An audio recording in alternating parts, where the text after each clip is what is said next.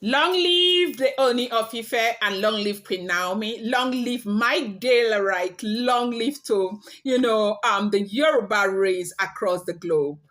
Okay, so very quickly, report reaching us allegedly is that, the Ooni of Ife has said that Aunty Blublo will not be able to access his chamber anymore, going by everything that has been happening that borders on the issue of complete trust and allegiance and all of that going forward, Aunty Blublo should never. And you know that we heard before that there was a 30-day sanction for these Oloris. And like I will say, every video I do on my channel, I let you understand that, look, what bloggers are saying are basically what people have already said before.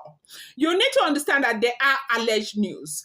And you can never tag them first-hand information, because I do not live with these people. I'm a blogger and this is a blog. So when I get something, I bring it here.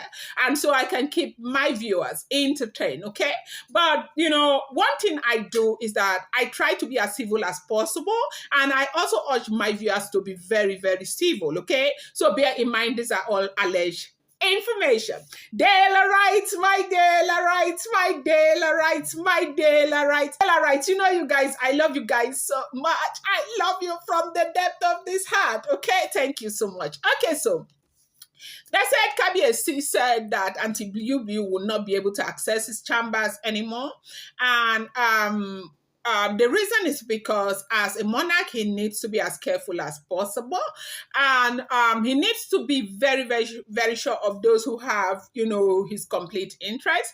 And, and of course, he must get to that point where he's able to know that your allegiance is to him completely. With all the buzzwords going on in and out, if everything we get to hear happens to be true.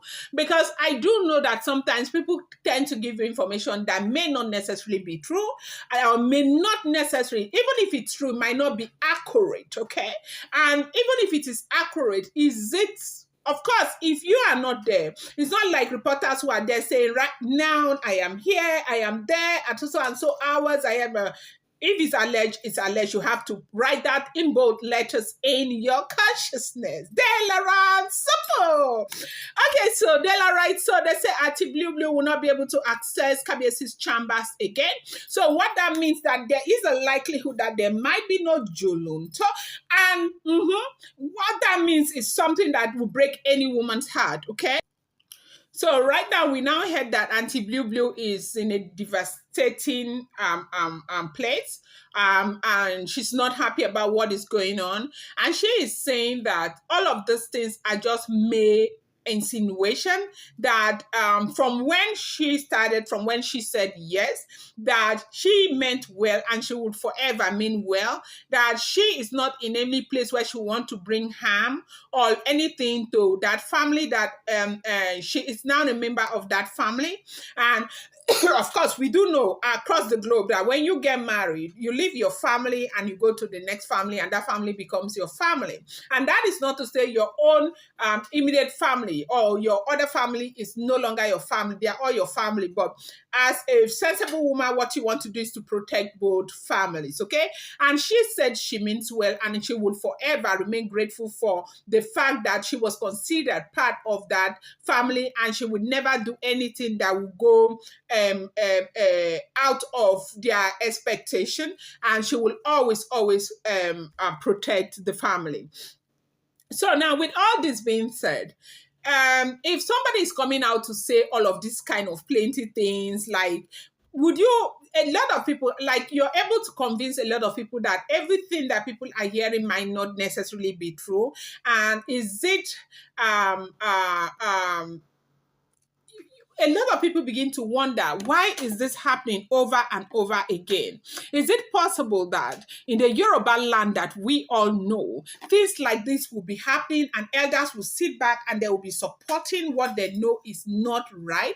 Is it possible? Now, Dela writes, a lot of you are Yorubas. Tell me, as in, these things, do they really happen like that, where something that might be termed a taboo is done, and elders who are supposed to protect culture and also ensure that culture and tradition is well protected, just sit back and do nothing about it? And that's a question from Dela Ram to you. Is it possible? If you think anything about this, please kindly put it down the comment section. Do not come and attack me. Oh. I beg you, be civil when you leave your comments, and do not attack anybody. Dela rights. You know why? I'm not talking about my Dela rights, because I know my Dela rights. Dela rights are very civil people. Even when we do our lives, you see that these are people who really have respect, and they understand that you don't go out there and begin to open your mouth and speak to people anyhow, okay? But for those who are non-Dela rights, who just pass and all of that, please do bear in mind that these are all alleged news, and do not be in that place where you just want to attack. I'm asking a question. If you're Yoruba, is it even possible? They say her elders, uncles and all of that are saying it's not fair that she has been treated like this, and how can they sanction her and say she will not get into the palace, the chambers again, Kabiesi's chambers. Kabiesi is her husband, that she needs to be allowed to, do the things that other people are doing right there, that they cannot single her out like that and all of that. Then that is the reason why I am asking this question. Is it possible that, something like this can be happening, and you have elders who are supposedly seen as, the keepers of, the tradition, just sitting down and supporting something that is wrong? Is it even possible? Because I see these things a lot, even in the Igbo land. When somebody does something that is reprehensible, you see elders coming out and reprehends. Sorry about that. You see elders coming out and trying to find a way around it and ensuring that that does not duplicate itself. Because when an offense is committed and drastic measures are not taken to ensure that that does not happen again, as in something that serves as a deterrent to other people, you find out that that offense will be will always happen over and over again. And so now, with everything that happened, we heard about the a protective charm. We heard about a lot of things with the royal mansion. We had a whole lot. And a lot of people, if you go to the comment section, people are just wondering, like, how is it possible that nothing is being done about this? Now, where are the elders? How come they are not making a frantic effort to ensure that this does not happen again? That they need to keep the Ooni of Ife safe. They need to ensure that this does not continue to happen over and over and over again. And so my question to Dela rights, especially those who are Yorubas, is it possible that these kinds of things can be happening in a community, in a place as big as that, and elders just sit back and do nothing about it? Rather, they want to find a reason to make excuses for a person who is obviously, allegedly not doing the right thing, even when that everything that has to do the essence of the king is being tampered with. Is it possible?